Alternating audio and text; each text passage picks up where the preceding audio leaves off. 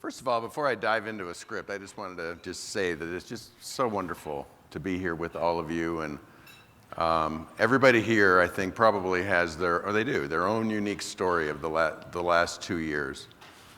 We talked about it in our weekly all staffs for the last 2 years, that we have to recognize that our employees everybody working from home had to mix home and work all of a sudden.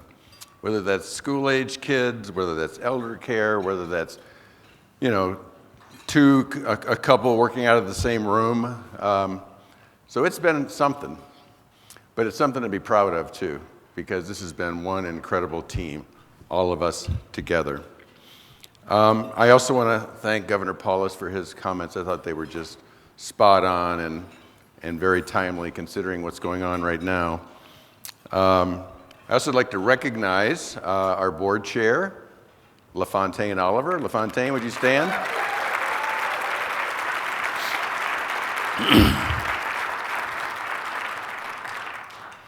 And we have our board members here, several, so would you stand, please, the NPR board members that are here?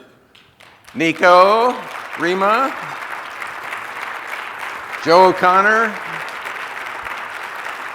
Erica Pulley-Hayes. Who'd I miss? It's a fantastic board. It really is hardworking. And as you'll learn later in this conference, the board and NPR have been working on a very, very unique opportunity that we'll get into in just a minute. But before that, I just want to start off by saying that the way we've worked together has really been key to the success that the governor noted.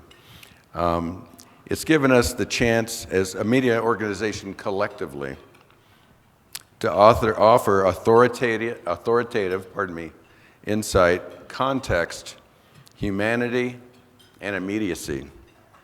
And we've spoken truth to power. During the past 2 years, public radio has provided America with critical information during the greatest public health emergency in a century. Fighting through surges in the virus and disinformation, as the governor said, when getting it right was literally a matter of life and death. We've been in the business of life and death for about 2 years, and I think collectively we've done it right. So let's reflect a bit on the last 2 years since we were last together. NPR and our great member stations have been on the scene for natural disasters, including the massive forest fires in the West, the fires in Colorado, the catastrophic ice and snowstorm and power outage in Texas, the flooding, hurricanes, and tornadoes in the Southeast. It's just been a horrendous couple of years in the Southeast in terms of weather. Also, in the past 2 years, we've been on the front lines of the historic social justice movement that emerged from police killings. Together, we made public radio a place for audiences of all backgrounds and perspectives to face hard truths about diversity. The past and present in our country is defined by our ability to understand these issues related to diversity and convert them into a strategy. And the strategy is to grow our future audience, the diversity of our audience, and in doing so, create an experience for everybody in America to connect with and find value in public radio. You may already know this, but I was surprised to find out 2 years ago when I came in that the unaided awareness of the NPR brand is only 65%. So 35% of people polled can't tell you what NPR is if asked, unaided. Unaided, meaning it's like, do you know a news network named NPR? That would be aided, but still. But the more important point is, among young people of color, 25 to 35, the awareness of the NPR brand is below 20%. So let that sink in for a minute. Also, let it sink in for a minute that is the future of public radio. There's no way for public radio to continue for the next 50 years with an audience that has a median age of 58 and is 85% white, because that's not what America looks like. And so if our purpose is to serve America, then serving America requires that we succeed on this DEI front. It's not something that is an extracurricular activity. It's not something that's a box-checking exercise.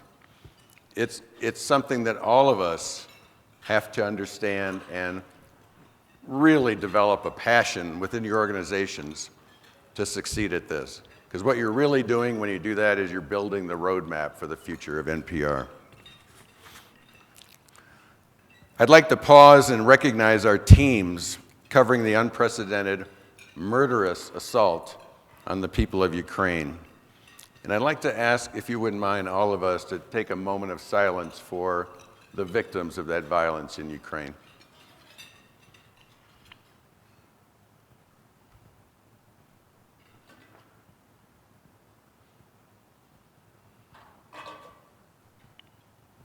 Thank you. I also want to congratulate and just a huge admiration for our team over in Kyiv and Lviv and Donbass. They're in very scary places. And as you know, it's not the kind of, it's an asymmetrical warfare. There's not battle lines. So if you're a journalist and you're covering something, you're in the line of fire. And our teams have just done exceptional work in that regard.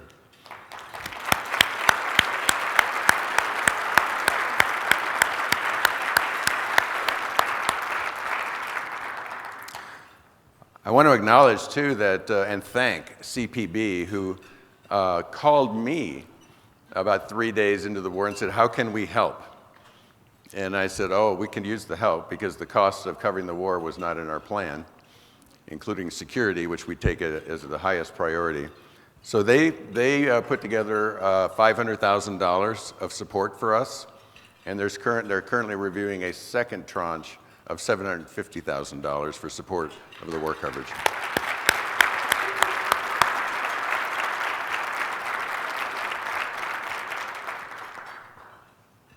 So, since we last met 2 years ago, and literally when we last met,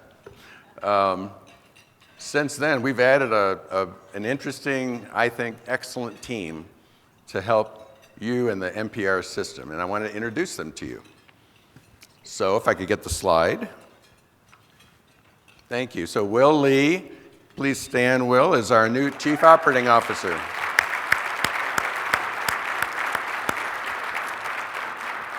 Will brings a wealth of experience in digital media from Time Inc. and Meredith, where he was the Chief Digital Officer for some very big brands, and he's already made a positive impact on our organization.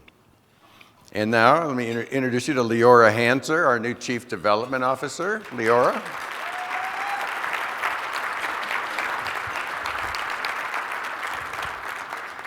Keep clapping, I get some water.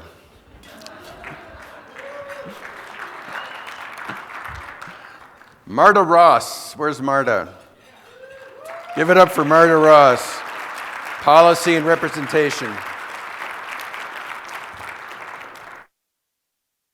Liz Allen, our Chief Legal Officer, who's guiding our legal strategy. Is Liz here? I think she's here. No, okay.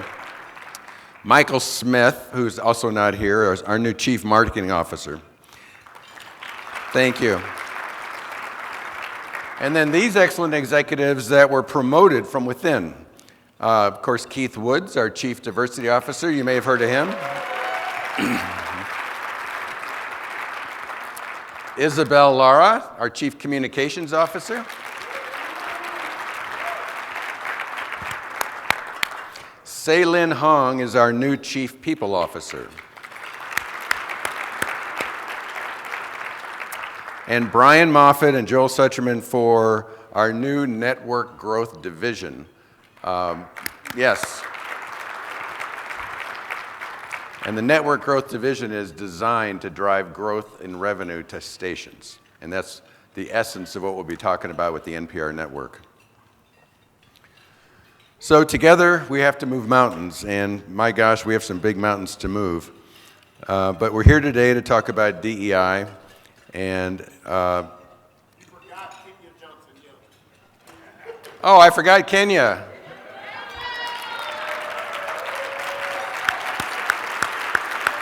Thank you. All right, one more for Kenya, right there.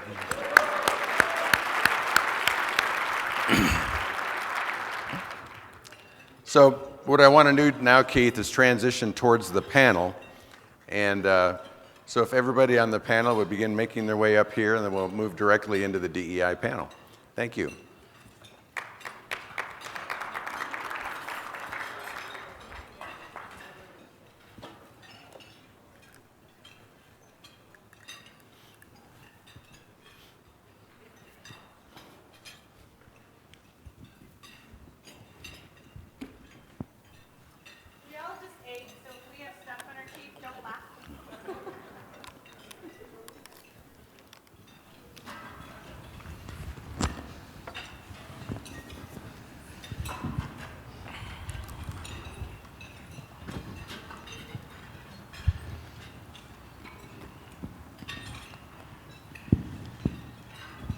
So good afternoon, everybody. Thank you again for being here. I'm really excited to be in person anywhere.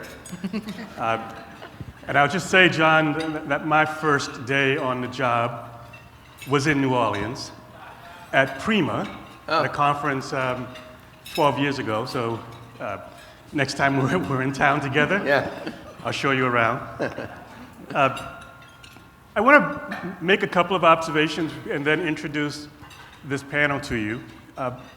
First of all, I hope that you noted the grand diversity of those slides as John introduced the new staff. This is an intentional act of changing the face of NPR leadership and as a part of the larger strategy to change our audience as at the center of our strategy. So I do want to call attention to that. But I also, thank you. I also want to just mark the fact that we have spent now the better part of a quarter easily of this entire conference on this topic. And it shows in so many ways how, as a network, we have come to understand the importance of this work and centered it as we have. So thank you, PRO, for putting this at the center of your work. So I'm going to introduce our panel in a second here, but say to you that we've put resistance on the agenda today, not to talk just about stubbornness and all of the things that might represent, but the kinds of things you are brushing against as so many organizations now get fully into this work. We are not starting at the beginning of this conversation today. We are starting in the work and talking about how we move from where we are to the next place. With us today to have that conversation, beginning to my left, is Jennifer Dorian, CEO of WABE and Atlanta PBA in Atlanta. She's now just past her first year at WABE and coming out of Turner Broadcasting, 20 years, and the last 6 at Turner Classic Movies. So please welcome Jennifer. Thank you. To her left, Rima Dael, now 2.5 years as General Manager of WSHU, formerly of New England Public Radio, and also a member of our board. So please welcome Rima. And then to her left, Sachi Kobayashi. She is the Director of Member Acquisition for Oregon Public Broadcasting. She's also one of the founding members of Public Media for All, which is a grassroots movement to unite our organizations around common goals of growth and support. So please recognize Sachi.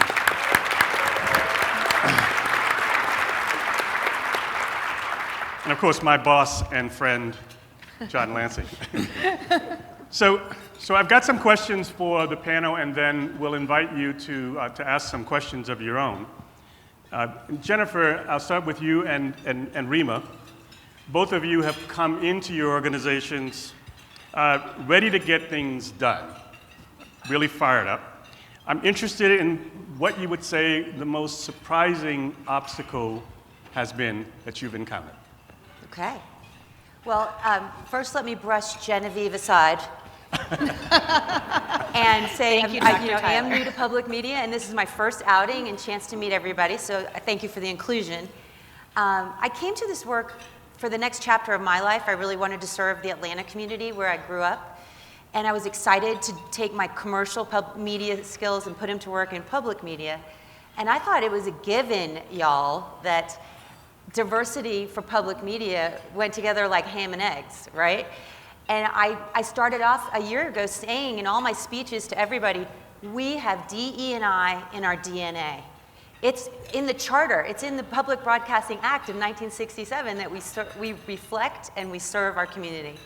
So I was really surprised that people weren't just like, yeah, right on. We got DE&I in our DNA. Instead, I was met with a little bit of like, whoa, that's a bit strong. And then secondly, second big surprise was questioning a lot of skepticism, maybe healthy skepticism, protective skepticism of trusting me. And what were my motives and why am I coming to this in this way? So I learned a little bit the hard way, and also from getting some coaching from Keith, that you can't assume trust, and that you can only move at the speed of trust, and that you have to slow down, and you can't come in with a 5-point action plan and solve it by noon. That's what my first year was like. Great. Thank you, Jennifer. Rima. The most surprising thing coming into a university-affiliated station was that my university didn't have a DEI plan in place. So that when I came on board in 2019, they had just hired an executive director of diversity and inclusion at Sacred Heart University and didn't have a plan at all. We were the first department on campus to actually put together a DEI plan and to operationalize it with programmatic goals, and we weren't an academic department. And so they upheld us as a best practice, but the other departments and the university is still at square one trying to figure that out. And the other thing, I will preface everything I say today is I love my colleagues, I love being in the public media system, but I do feel that I have a privilege of being here about speaking truth to power. The most surprising thing about coming into the public media system was how much of an old white boy network it really was. And that was something that I reached out to female colleagues right away. And I said, so is this just me or what's going on? And being able to have allies, and I will name them. I am only here because of Joyce McDonald, Gemma Hooley, Patty Cahill, Tammy Turwell, Erica Pulley-Hayes, Jennifer Farrow, and Tina Pamantuan, and Maria O'Mara. Those were the people who have let me cry on their shoulders, scream, and let me laugh about getting through the past 2.5 years. That's great. Thank you so much. Sachi, you've said to me in other conversations that one of the surprising things was the number of general managers and other leaders in public radio who were caught off guard by the trust challenge. How have you seen that in your space as a leader, one of the leaders of Public Media for All? Yeah, I mean, I think it really depends. There's organizations where leaders sort of assumed they had trust. They took trust for granted. They thought trust was the default baseline, and they assumed everything was fine in their organization. And sometimes it was. I think that's kind of been on a scale. I will say some of the organizations where we've seen big scandals the past few years, it's become clear and it's come to light that there were a lot of warning signs, there were a lot of staff that raised concerns, and they were brushed off or ignored. And in fact, those were opportunities to begin working together in better ways that were passed up that led to the place of there being major issues. That said, I think there's also a lot of organizations that have realized that this really is, there are cultural issues, they're owning it. They realize that trust has to be earned, and that means changing the way that they lead their organizations. And I'm really proud of all of the organizations that are involved with Public Media for All in particular for the changes that they're making. And I think they've gone beyond just awareness and beyond analysis, and they really are in the place of action. So I just want to take one quick second. There are amazing stations that are doing DEI work, but particularly if you're from an organization or station that's involved with Public Media for All, if you could just stand up really quickly. We have NFCB, we have Greater Public, we also have stations like KERA and OPB. Please, so if thank you you're all. part of Public Media for All, just take Yeah. That's a lot. a quick head count. So these are stations that are instituting new roles and investing in staff like VP of Diversity, Equity, and Inclusion, people that are working directly with their CEOs to help make this change possible. They're creating budgets to make this work possible. They're convening conversations inside their organization with a lot of courage and grace. And that's the kind of change I'm excited about. Yeah, and if I can just add one little plug for Public Media for All.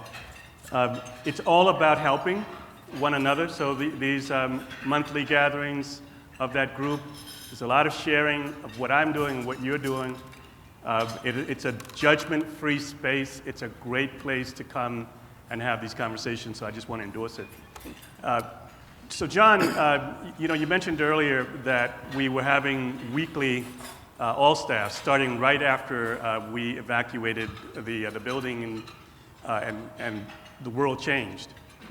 They were some of the hardest meetings, especially that first 6 months to 8 months. A hard place to be sometimes. And here we're talking about trust. You and I have talked some about the challenge of building trust from the ground up in some cases. What's been your experience now, 2.5 years in, of that process of building trust? So when I got in October, one of the early things I did was look at our climate survey that we do annually, an internal employee climate survey. And in that survey that was done that fall, like in September, so like a month later, it showed that the trust in NPR's leadership from the staff was 40 points below the median that Mercer does across the country. 40 points below the median.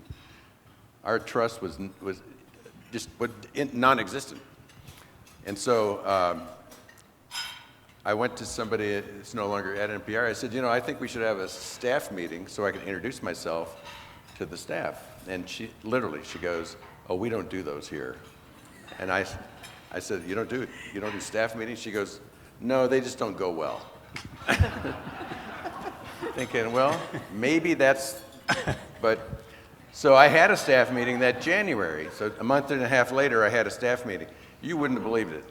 Studio One was crammed to the gills, standing room only, and man, people were pissed and angry and had every right to be because of lack of communication strategy, unsafe, unhealthy, fearful work climates in parts of the organization.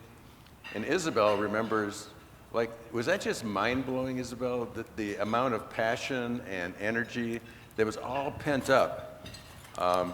And finally somebody said, "You know what, nobody ever apologized." And I thought, well, okay.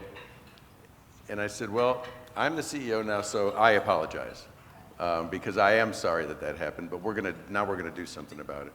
So my intent then was to have a staff meeting every quarter, which would have been revolutionary.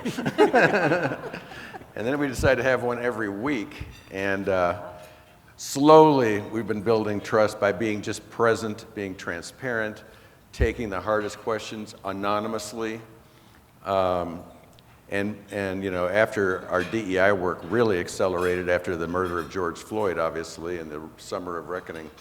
And reckoning was reckoning for everybody, out in the world, in our organizations, et cetera. And so we knew we had to reckon ourselves, and we've been working on that. But to the question of trust, that's sort of the root of it, where it began and where we are now. And our next climate survey did show a great deal of positive growth and trust in management. Yeah, and John, I'll just note here that you asked me to lead that meeting in January. That's right. Scarred for life. Jennifer, when you say, that you can, trust, it's at the speed of trust, you can't change without that. What have you done now in a little bit more than a year to try to build that trust? Yeah, it sounds really similar to some of the experiences John was talking about, because the most important thing, you guys all know this, it was listening.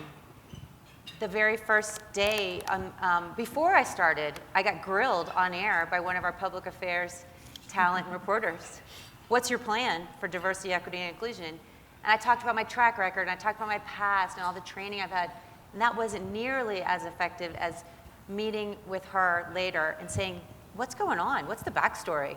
And just hearing her perspective. And so I thought, I'm going to meet with every person individually. So I met with each, we have 80 people at the time.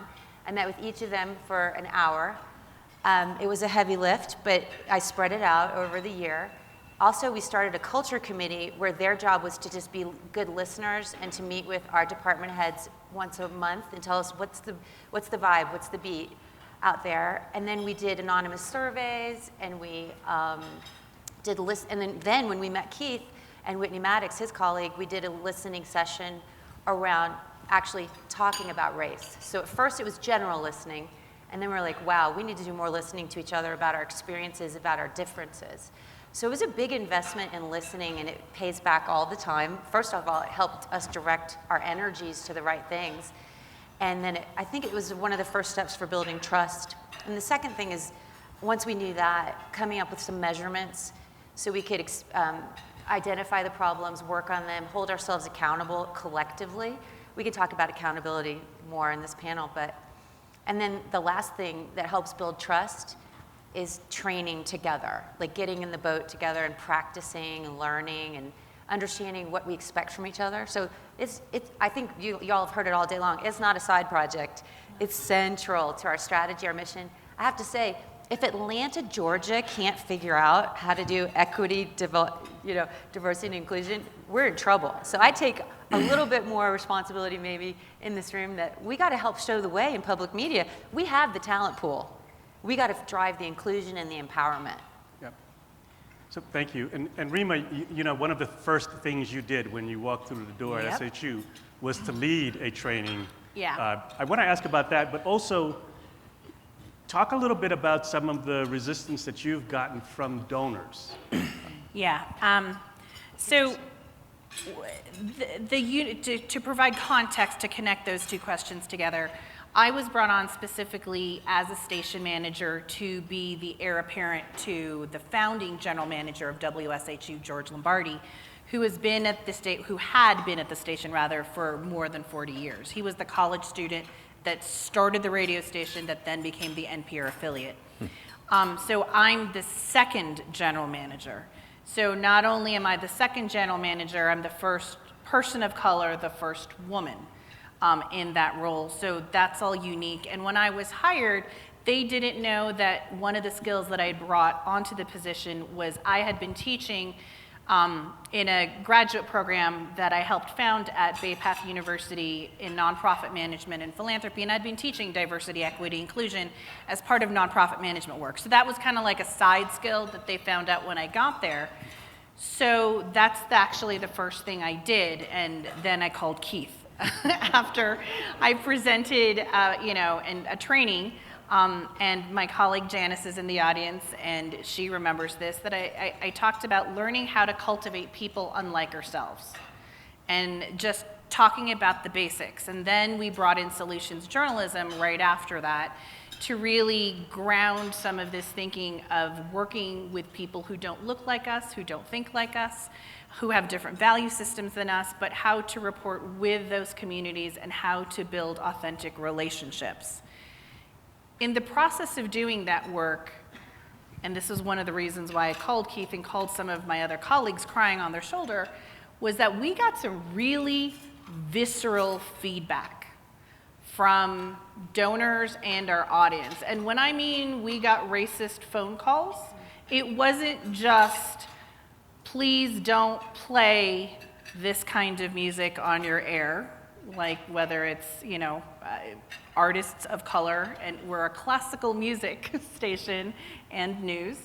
It was, I don't want my money to go to anything Black Lives Matter related. Why does the Asian American community in New Haven need a white knight like WSHU to report on what they're doing? They caused COVID. I had serious conversations, and I turned down a gift of $50,000 from a foundation, from one of our donors at the station, who said, I don't want to support divisive storytelling. And we had a real conversation, Keith, about what storytelling was and what the role of public radio. And out of that work, the good and the bad of it was WSHU really redefined who we served in our community. Community was no longer good enough for us to just serve our listeners and our donors. I come from a nonprofit community development background where you are a good community partner, and that means everyone in your community, regardless of if you provide direct service to those folks or not. And so we actually don't talk about diversity, equity, and inclusion anymore as DEI. We talk about it as redefining radio for relevance and representation. And that's very purposeful. One, I have the privilege to be able to lead an organization that we cannot talk about DEI in that way because I am a person of color.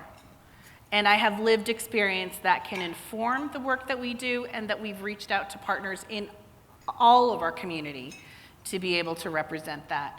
And I'm also not a scary person of color. The privilege that I have as being an Asian American person of color is I'm not seen as an angry Black woman or the crazy Latina. And so I can also advocate well on behalf of my brothers and sisters from other communities, other races, and other ethnicities, and not be seen as challenging. But people know I do have a loud mouth. And I tend to swear a lot, so it depends on, I might be seen as the crazy Asian lady in the room as well. Thank you, and I think I've heard that Yes. vocabulary of yours already. John has too. Sachi, so what we know that one of the sources of resistance is just that people don't believe that they can do what we're asking them to do, that there's a fear of being at least temporarily incompetent, being asked to lead on matters of DE&I. How, when you reflect on what you've been hearing from across the system, how are people managing the learning and the training at the station level?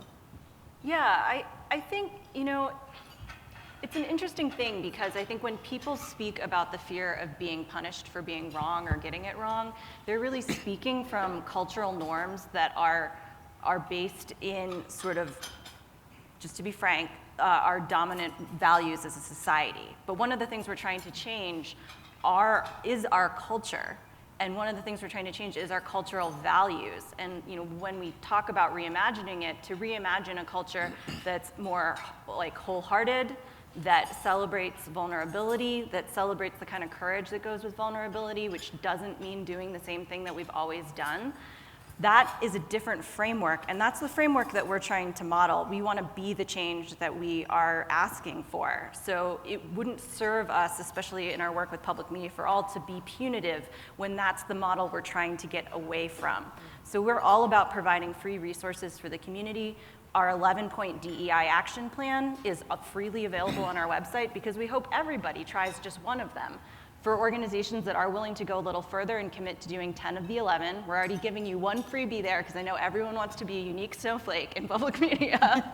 Every station is different and needs that wiggle room.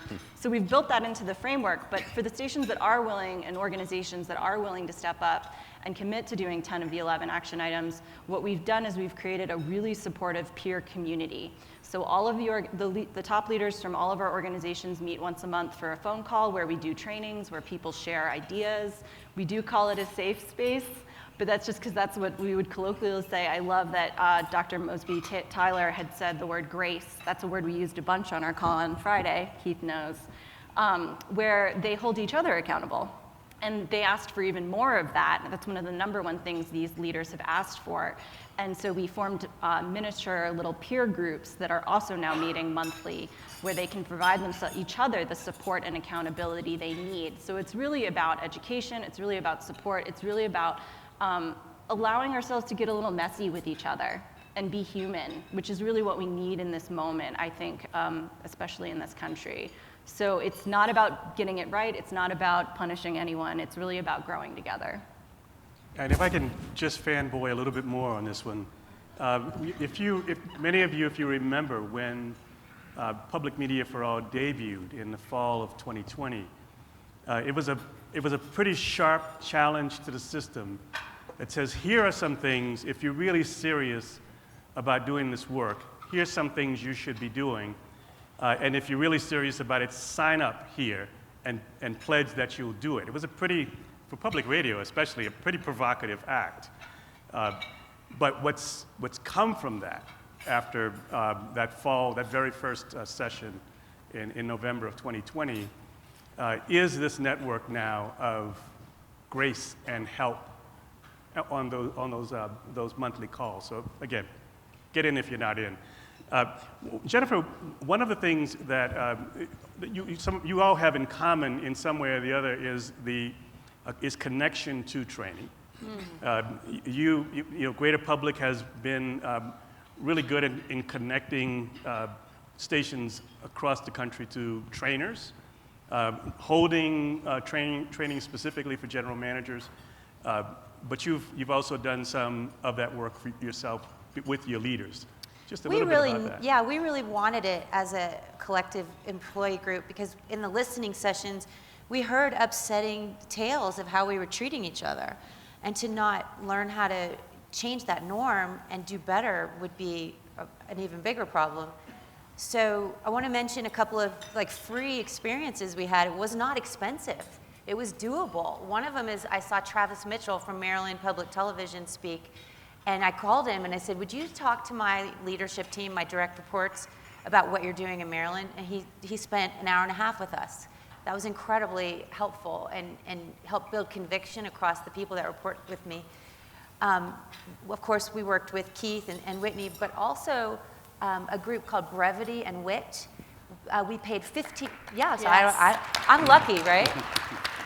We found them. So we paid them $15,000 and we had 3 2-hour sessions just for people leaders, which was 50% of our staff. So I just wanted to say some of these investments that I'm reaping rewards from were not very expensive and it didn't take us 6 months. You can really see a difference in some of our behaviors because of the awakening, the norm setting, the expectations. And our next chapter is to get really specific on accountability, but that's where we are.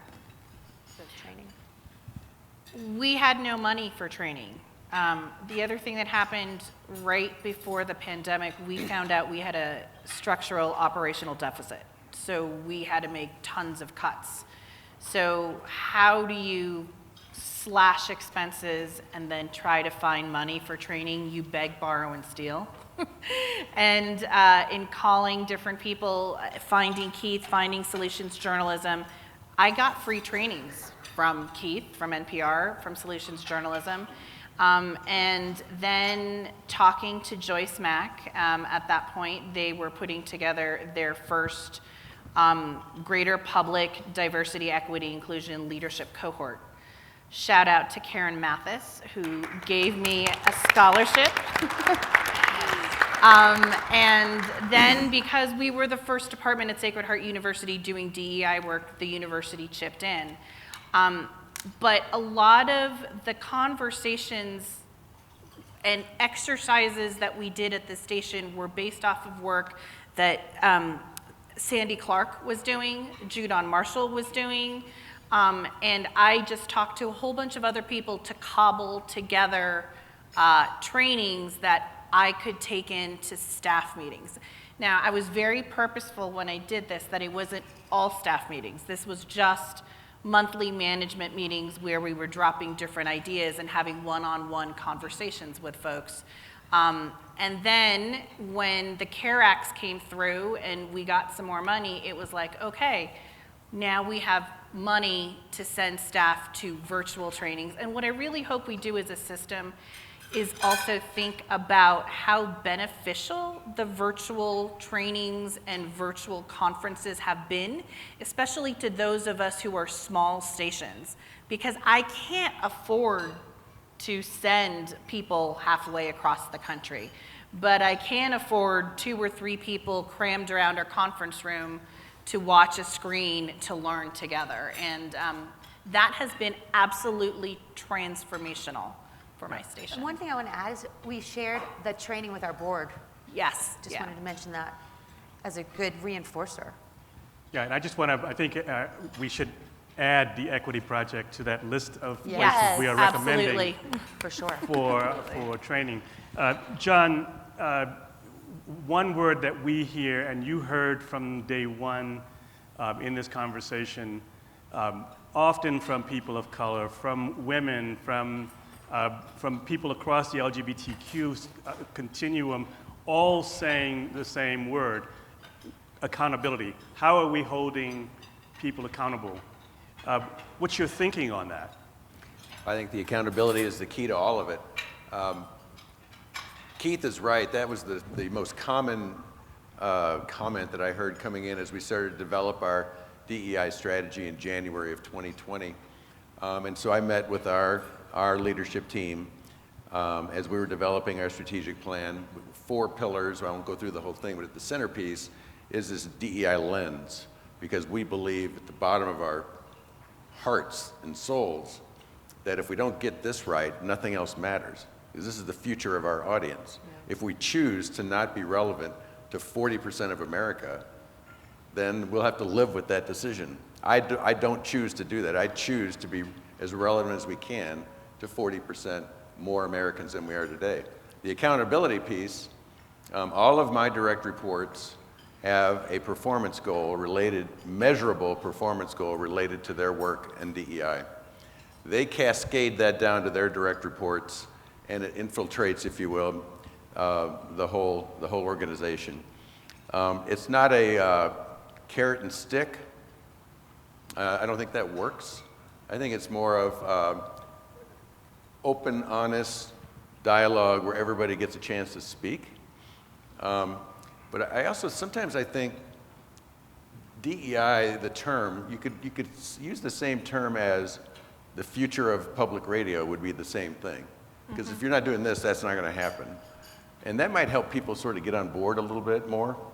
The one thing I like the most about what's going on right now at NPR is that I'm confident if you walked up to anybody at NPR, any of our 1,200 folks, and said, what is the #1 priority at NPR? And they would say, our shorthand is our North Star. And that's what we call our North Star, the work we're doing. And that work is so multi-layered, and Keith designed the whole thing. So, and by the way, Whitney Maddox, who Keith hired, is, incredible if you haven't experienced her yet. Whitney! Is Whitney here? No, she's not. Oh. So, anyway. Yeah. So I want to invite a couple of questions, and I'm going to, Sachi, just ask you to talk a little bit about accountability measures that you've seen across the system. But if you've got questions, there's a microphone over here. We got about 8 more minutes, so I want to make sure we get a couple in before we close. But Sachi, what have you seen around accountability? I mean, like I said, in Public Media for All, we're asking leaders of various public media organizations to hold each other accountable. That's a little bit different, though. I think internal accountability, getting board involvement is a huge one, and allowing multiple layers of staff to create your plan. I think one recent example is KPCC had they created an internal team of staff that this was part of their job. They put together a 44-point plan that was eventually presented to the board and approved. And that's they're doing the work now. That's a level of empowerment of the staff. That's a level of really listening to them and really seeing them, and then the follow through that starts to build that trust and getting the involvement at every layer of the organization from the board down. That is a great example of accountability. I think there's also accountability to our communities, and we've seen a lot of organizations do this recently, but I think in particular ones that have stood out to me is KUT and Louisville. They made their diversity reports public, and they shared it with the entire audience. Yeah. Good idea. Yeah, because that's ultimately who we're accountable to, is the people that we're supposed to be serving, hopefully actually serving. And issuing apologies. I've seen some good examples in public media of issuing apologies to the community, but frankly, the best one that stands out for me still is the LA Times apology to their audience. Yeah. Thank you, John. I'm sorry, just real briefly.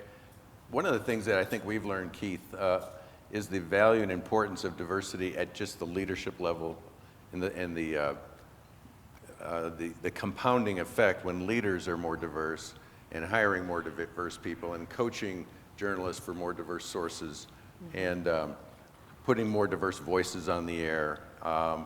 And ultimately, all of that in service to our audience. But the leadership piece is a big one. It really is, because when I came into NPR, the most senior team was about 8% persons of color. And today, what is it, Keith? 42%. 42%. 50. 50% now. 50. Anybody got 55? If I can just speak to that, I've had 3 VPs of development that I've worked under. All 3 of them have been Asian women. That is not an accident. Right. And that is the only reason I have survived in this industry as long as I have. And across the system, there's only 5% of us women of color that are in the CEO or general manager position. That has got to change. And that is something that I definitely, one of the reasons why I am on the NPR board, and I ran very early to be on the NPR board, because I want to normalize this is what leadership can look like, should look like, and we need to do better. So, questions? Anyone want to pose a question before I ask another of the panel? Microphone here, microphone there. Here we go. I want to follow up, Rima, your question for the whole group.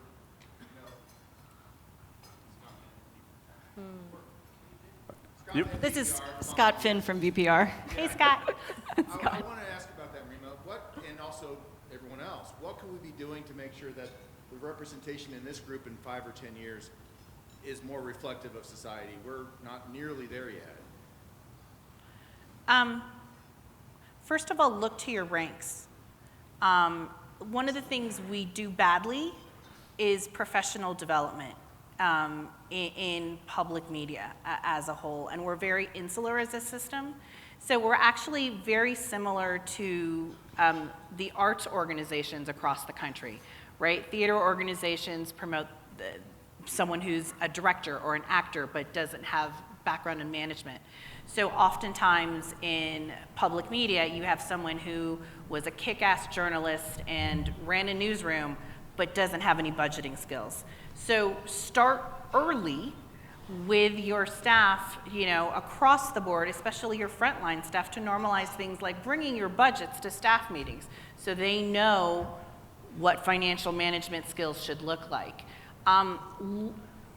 One of the things we do really well as NPR affiliates in many of our local communities, we work with other community nonprofits.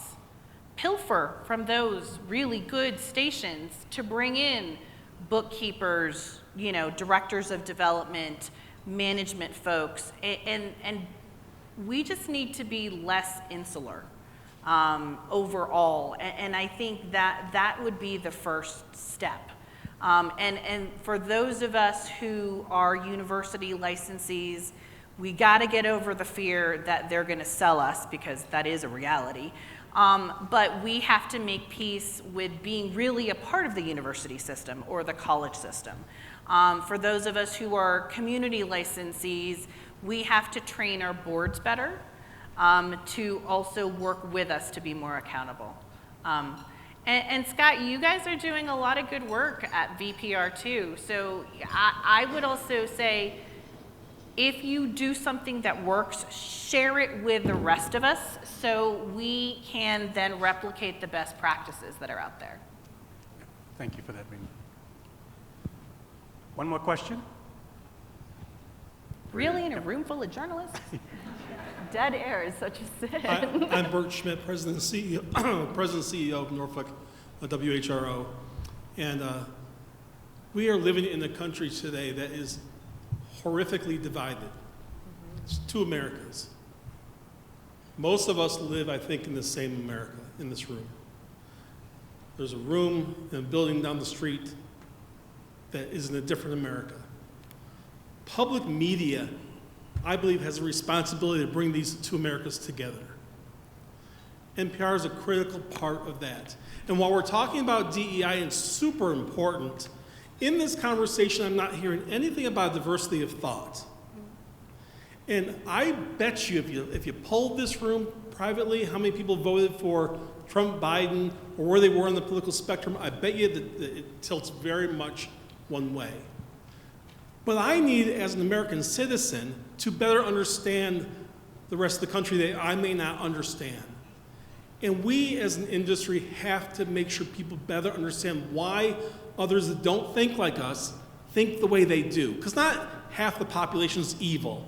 And we know now, if you don't think like me, you must be evil. But we need to understand each other. And public radio, public media in general needs to be there. So all this diversity conversation is super important. We're having the same conversations there, but we need to have diversity of thought in this conversation. I'm not sure how you get there, but we have a responsibility because this country is falling apart. But media is not being trusted. We see media's, you got Fox and MSNBC, and then even more extremes. Public media should be that place where everybody, liberal, conservative, every ilk is, you trust it, you better understand our country, and we improve this nation. And I hope we'll talk about how we bring diversity of thought together. Because I'll be honest, in my market, I hear constantly, we're growing our newsroom significantly. But when I talk to donors about that, they say, are you going to be high quality, or are you going to go down where NPR is going, which is more and more liberal in their perspective? So it concerns me that there's a perception that NPR is going a little more liberal. I just want, we have a responsibility here in this country to bring this country together. NPR is core to that, so let's think about diversity of thought as well. Yeah, if I can, go ahead, John. Sure. Let me let you talk to us first. Thank you for that comment. First of all, I would say that diversity of thought is not inconsistent with DEI. They're both there. I would also give credit to our newsroom, news organization, and Kenya Young's leadership in our collaborative fundraising around the whole country, because now we have voices on our air and in our stories that represent all spectrum on the political scale as well. And the work that our newsroom is doing and Kenya's doing and all of that, it's a sincere and successful effort to be relevant to all sides. The problem I have, because I have this discussion on Capitol Hill all the time, is telling the truth is not a part of a political spectrum. The truth is just the truth. And what happens is, look at the extreme version of this, because now we see this disinformation coming from the past White House, for example, around the pandemic, which was putting people's lives at risk. Well, you take that up a level, and now look at the disinformation happening in Ukraine and Russia. That doesn't make Ukraine a bunch of screaming liberals, right? It's just, they just want to be left alone. So I get a little caught up in the more we tell the truth, the further to the left we seem. Then I don't think that's necessarily the problem. And we're not perfect, don't get me wrong. We get it wrong. But I just want to give credit to our newsroom, because I think they're independent thinkers, and they're out there not thinking about politics, but thinking about the truth. Yeah, and if I can just add that I think it's important that we don't pit this notion of diversity of thought against what we've been talking about up here for the last 35 minutes or so. That the reason that we are having that conversation is based in oppression, it's based in exclusion, it's based in attempted genocide, it's based in some serious problems in our country that visited themselves upon our organizations. It is not the same conversation as diversity of thought in this case, because the roots of this conversation are different. It doesn't mean that we can't talk about it in the same breath, but I think we have to be able to recognize that the reason we're having that conversation is not because we have historically excluded conservative thought in either in the country or in public media. It is important that we hear from that range. Our job as news organizations in this country is to make sure that people hear the full range of thought. That is the truth of our work every day. But the things that we are fighting against, the things that we are working against in our system, it's a different diversity discussion, I think. So I want to make sure that we just don't pit them one against the other. And I think, Keith, though, go ahead. The skill sets that we learn and the framing that we do in our work, especially in newsrooms, can be used in terms of cultivating and learning how to talk to people across the political divide. That's one of the reasons why WSHU, where we are in Connecticut, in Fairfield, Connecticut, yes, it's one of the richest counties that exist, but we lean in many places more red than blue.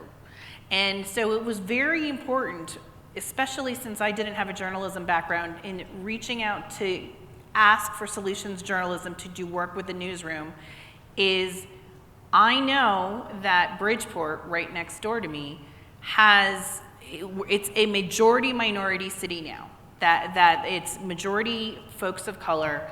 The Latino population in Bridgeport is the largest population in our area, and many of them are conservative and voted for Trump in the last election. And so when we have, and Sachi and I talk about, we talk about this, that we can't paint monoliths of this is what the Black experience is like, this is what the Asian experience is like. There are many more micro communities in communities of different ethnicities and races. And so there's been a lot of conversation with Terry Sheridan, my news director, of so how do we talk to people who lean a very different way than we do politically, and in terms of thought. So some of what we talk about and some of what we say, okay, this is how you build trust with the Shinnecock Nation, and we've been doing that in the Hamptons for the past 4 years, and have done some great work with the Shinnecock. We can use that when we talk to the Young Republican Club at Sacred Heart University. It's a lot of the same kind of skill sets, because this goes back to building trust and accountability. Thank you, Rima. Could I just have one quick thing on You're this? the CEO of NPR. We'll be done. Yes. This is not controversial. This is controversial, my mic. We have been, under Marta Ross's leadership, our new head of policy and representation, Marta has developed a strategy for me going to the Hill with her, and we're meeting directly with conservative leaders. We had a great meeting with Susan Collins 2 weeks ago. Marta, will you stand up? I'm not sure where you are. Are you here? Yeah. Oh. Okay, stay standing for a second. No. I want everybody to see you, because what Marta is putting together right now is a strategy where stations can make the trip to DC, and her team will help organize visits on the Hill with your conservative lawmakers in your particular areas to just reach out and make sure we are living up to the fairness of the political spectrum. So Marta, thank you for your good work. Well, I want to thank the panel. We focused on here today on listening as a strategy, on accountability, on training, on centering DEI in the work, and on the importance of leadership leading the way on this work. I want to thank you all for the conversation, and please help me thank the panel. job, Dael.